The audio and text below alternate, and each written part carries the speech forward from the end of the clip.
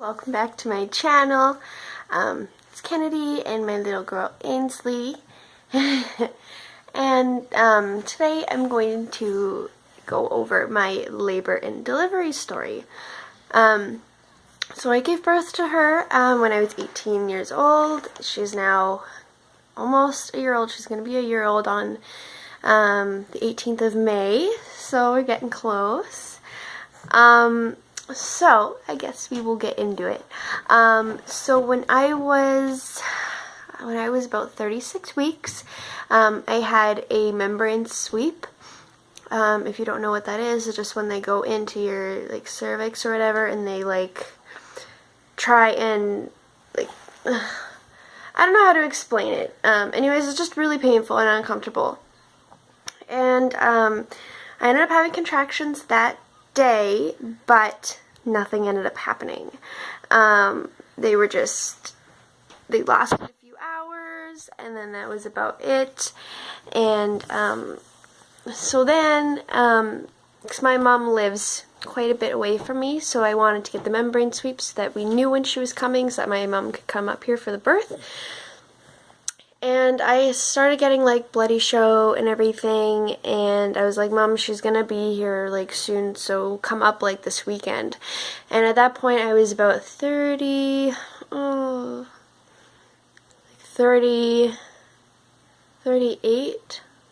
weeks, almost 39 weeks. Yeah, it would have been 39, just about 39 weeks. And so she came up, nothing was happening. I ended up having a doctor's appointment when I was 39 weeks and 3 days. And at that appointment, I had another membrane sweep. I went in at 1 o'clock in the afternoon. I had a membrane sweep. Not even 30 minutes later, I started getting contractions so bad that I couldn't walk. And so we came home, we started timing my contractions, and that was it. I was going into labor for sure after that membrane sweep. And just letting you guys know this, my labor was 50 hours, okay? And I didn't get my epidural until about probably 47 hours into my labor. So just letting you guys know this, I went through a lot of pain. And so when I started going into labor, we waited obviously a few hours until my contractions got closer and closer. And finally around, I don't know, probably 9 o'clock at night, on that Tuesday, we went into the hospital, and they said that I was dilated to a 2. And I was for sure in labor, but they can't do anything until I'm dilated to a 4, so they sent me home. At that point, I'm dying. My mom was sleeping, my fiance was sleeping, I was not sleeping. I was wide awake all night. They heard me, I drew myself a bath at 5 o'clock in the morning, and they heard me making noises in the bathtub because I was in so much pain. So they woke up, took me back to the hospital.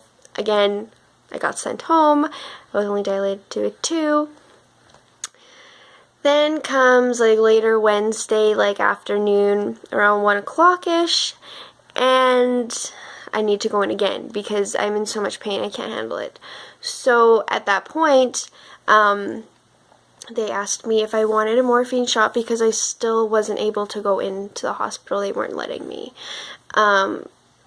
So I said, yes, I'll take a morphine shot. The morphine shot did not work. I even told myself, too, that I wasn't going to get the morphine shot, but I did not expect my labor to be 50 hours long. So, yeah, so I got my morphine shot. I went home. I tried to sleep. I maybe got an hour's sleep, not even. A few hours later, went back to the hospital, got sent back home. This happened up until Thursday. Every couple hours I went to the hospital up until Thursday at around 2 o'clock in the afternoon. And finally, when we got to the hospital at 2 o'clock in the afternoon on Thursday, which was May 18th, they said that I still wasn't dilated enough. I was at a 3 and I was stuck at a 3 and I was stuck at a 3 for quite a while. They offered to give me another morphine shot. They put the monitors on my belly to see what her heart rate was, and her heart rate went down from about 140, was it 145 or 147 or something, and it dropped down to like 69. So nurses rushed in, doctors ran in. I was freaking out because I had no idea what was going on. What's up with that face? But yeah, I had no idea what was going on. And at that point, they were like, hey, because this has happened and your baby's heartbeat drops down so quickly, we are going to keep you. So they ended up keeping me. They put me into the delivery room. They wanted me to deliver right away just because the fact that her heart rate dropped really low. So they ended up giving me oxytocin, which speeds up the process of giving birth and dilating. Literally, the oxytocin helped so much. I got my epidural, which I was finally able to actually rest and chill out. And seriously, guys, epidural was the best thing that ever happened to me. After 50 hours of labor, the epidural was the best thing that seriously ever happened to me. I'm not even kidding. And so I got my epidural, I had my oxytocin, and everything went by really fast. This is gonna be TMI, but I thought that I had to go number 2 really badly. So I told my fiance and stuff to get out of the room because I can't move. I have epidural. Half of my body is literally numb. I can't get up to move my legs. I wanted my mom to leave too, but she ended up getting a nurse because I needed help, right? If I needed to go to the bathroom. She ended up checking and her head was sticking out. This was not even 2 hours into having my oxytocin from being dilated at a 3 and stuck at a 3 for over a day to now her head is sticking out and it's time to push. My fiance isn't in the room because I kicked him out. Finally, all the nurses came in and everything, and he came back right in time. He came back in time for me to start pushing. I started pushing. I probably only pushed for about 10 minutes, 20 minutes. Some people push for a couple hours. I didn't push very long at all.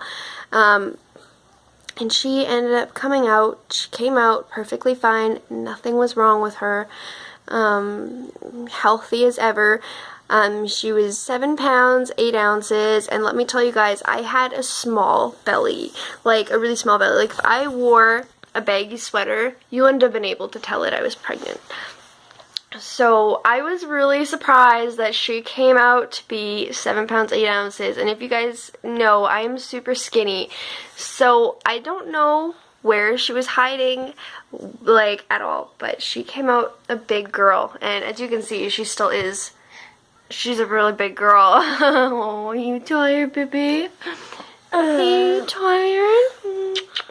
Love you. Yeah. But you know what, guys? Not every labor and delivery is the same. If you're pregnant and you're watching this, don't be afraid that I was in labor for 50 hours. Because you know what? I totally would go through it again just to have her. The pain and the waiting and everything was so worth it. And honestly, it's not even all that bad. It is, but I was still able to go to the grocery store while I'm in full-blown labor having contractions. I went to McDonald's in full-blown labor. You know what I mean? I don't know. It's totally worth the pain, and like I said, I would go through it again. And you know what? Not all labors are 50 hours long. I'm the only person that I know that has been in labor that long. Most of my friends that had kids, they were only in labor for 12 hours, 8 hours. They were really fast labors. Obviously mine didn't go that way, probably because I had the membrane sweep, which it's pretty much inducing you. But not using oxytocin. So she probably wasn't ready to come out, and the fact that she was kind of forced to come out, it took a lot longer, the process. So yeah, that was that. And I did tear a little bit, not much. I think I only got like 2 stitches or something. It wasn't that bad. And plus, like, with the epidural and everything, like, you couldn't feel them stitch. Like, I didn't even notice that they were stitching me up at all until they said that they were. And it was, I mean, I think the aftermath was the weirdest to me, because when I would stand up, my belly would feel so empty and hollow. It was the weirdest feeling I have ever felt in my life, not having her in my belly anymore after having her in there for 9 months. It was crazy. It was so weird. Like, every time I would stand up, I would just feel empty and gross. It was so weird. It was cool though. It was really neat. Not a lot of people don't tell you about that feeling, but so I had no idea that you got that feeling, and I totally did, and it was crazy. Oh, big yawns, what are you doing? But yeah, so that's my labor and delivery story. I do have my labor video. I'm still kind of like working up, the guts, I guess, to post it, because it is, it's not like a kind of graphic, not overly graphic, but I've never showed anybody else, so. But yeah, so I hope that this video was informative, and hit the subscribe button, hit the like button. I will be posting more videos, not always about babies. I do take video requests.